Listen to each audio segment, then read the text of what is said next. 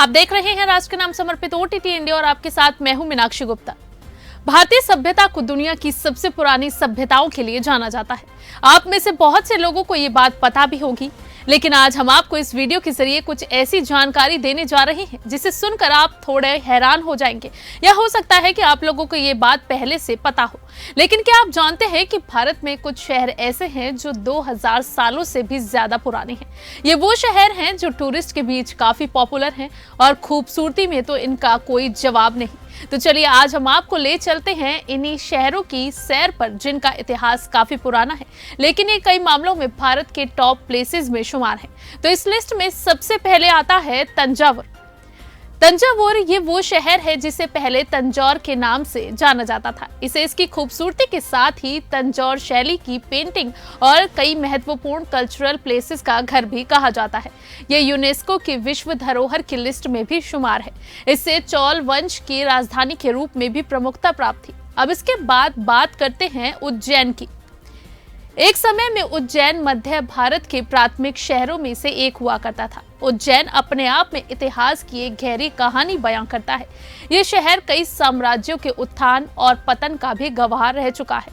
महाभारत काल के समय में इसे अवंती साम्राज्य की राजधानी के रूप में भी जाना जाता था। यही वजह है कि इस शहर को न सिर्फ इसके इतिहास के लिए बल्कि आज इसे एक पॉपुलर टूरिस्ट प्लेस के लिए भी जाना जाता है। अब तीसरे नंबर पर है बिहार की राजधानी पटना।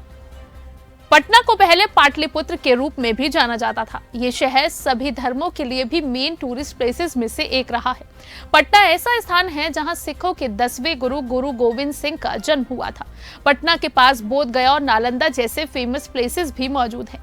इसलिए शहर का महत्व और भी बढ़ जाता है। इसका इतिहास 2500 साल पुराना है। साथ ही ये शहर भगवान बुद्ध की अंतिम यात्रा के लिए भी जाना जाता है। और अब चौथे नंबर पर है वाराणसी।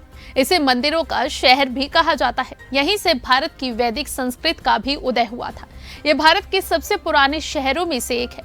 सांस्कृतिक और धार्मिक गतिविधियों से भरा ये शहर अपनी एक अलग ही कहानी बयां करता है।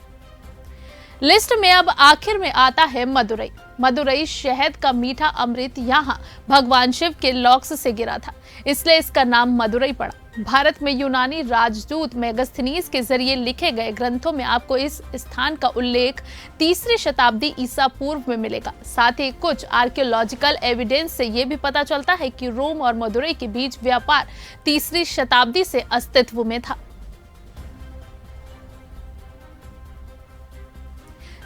तो आपको ये जानकारी कैसी लगी हमें कमेंट कर जरूर बताएं, लेकिन फिलहाल के लिए इतना ही। देश और दुनिया की तमाम बाकी खबरों के लिए आप जुड़े रहिए ओटीटी इंडिया के साथ। रग रग में हिंदुस्तान।